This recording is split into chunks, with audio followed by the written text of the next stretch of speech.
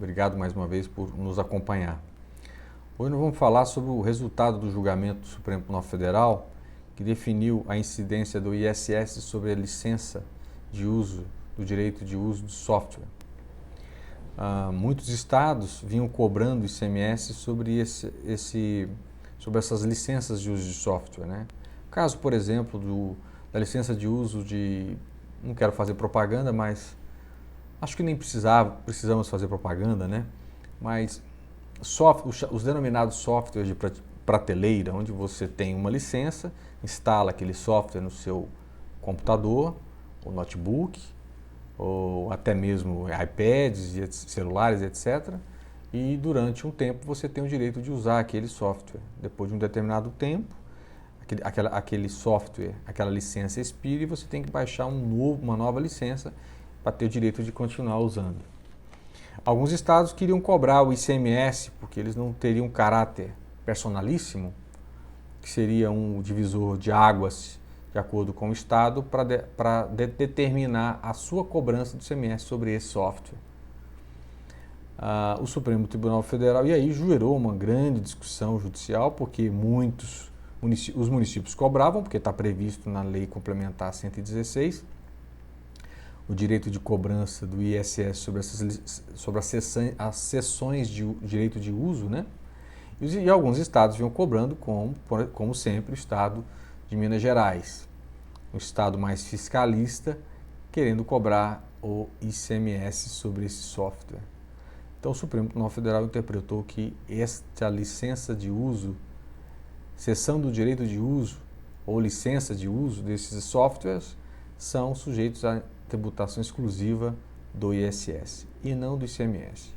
E aí uma outra discussão ficou agendada para o dia 24/2, que seria a modulação dos efeitos, ou seja, aqueles que pagaram o ICMS podem pedir de volta, aqueles que pagaram o ISS aqueles que pagaram o ISS, enfim, como é que ficaria essa questão? Quem depositou em juízo ou quem pagou só o ICMS pode pedir de volta? Como é que ficou a questão da modulação? E aí, o ministro Dias Toffoli elaborou aqui pelo menos 8 situações correspondentes à modulação. A primeira delas, contribuintes que recolheram somente o ICMS não terão direito à restituição do tributo, ou seja, o Estado fica beneficiado. E os municípios não poderão cobrar o ISS sob pena de bitributação. Olha que coisa curiosa.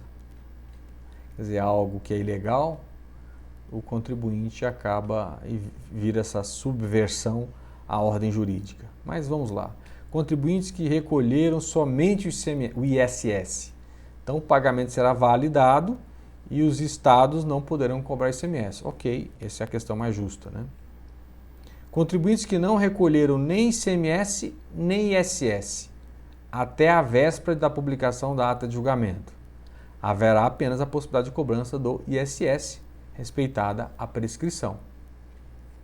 Contribuintes que recolheram ISS e ICMS, mas não moveram ação de repetição de indébito.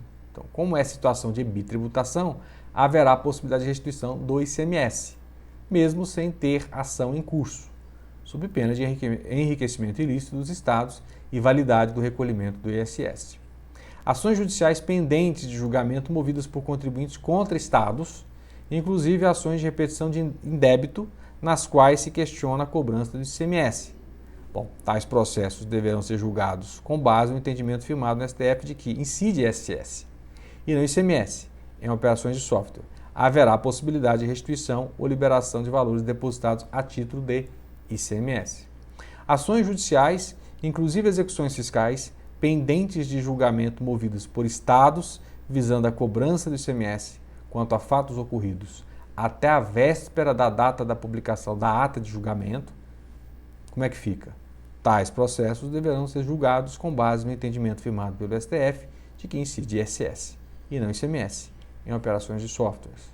Ações judiciais, inclusive execuções fiscais, pendentes de julgamento movidas por municípios visando a cobrança de ISS quanto a fatos ocorridos até a véspera da data de publicação da ata de julgamento. Nesses casos, tais processos deverão ser julgados com base no entendimento firmado pelo STF, pela cobrança do ISS, salvo se o contribuinte já tiver recolhido o ICMS. Aí vai lá para o item 1. Por fim, ações judiciais pendentes de julgamento movidas por contribuintes contra municípios discutindo a incidência do ISS sobre operações de software, até a véspera da data de publicação da ata de julgamento. Bom, nestes casos, nesses processos deverão ser julgados com base no entendimento firmado pelo STF, pela incidência do ISS, com ganho de causa para os municípios, inclusive com conversão em renda dos depósitos judiciais e penhora de bens e valores. Então, esses foram os resultados da modulação de efeitos. Até muito lógica em alguns aspectos, né? Porque se o contribuinte, por exemplo, não recolheu o ICMS e recolheu o ISS, obviamente essa matéria está discutida. E se ele pagou o ICMS e o ISS, ele vai ter o direito de buscar de volta o ICMS, né?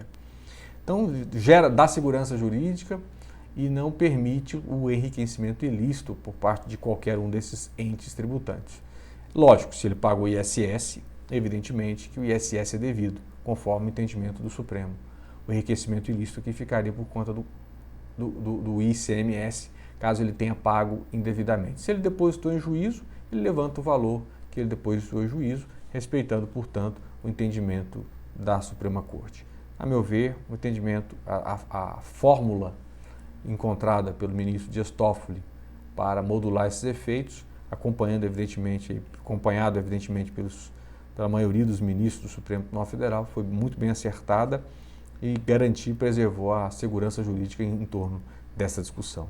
Então, sem mais para o momento, e acreditamos que essas seriam as considerações que nós teríamos a respeito desse assunto e até a próxima. Obrigado.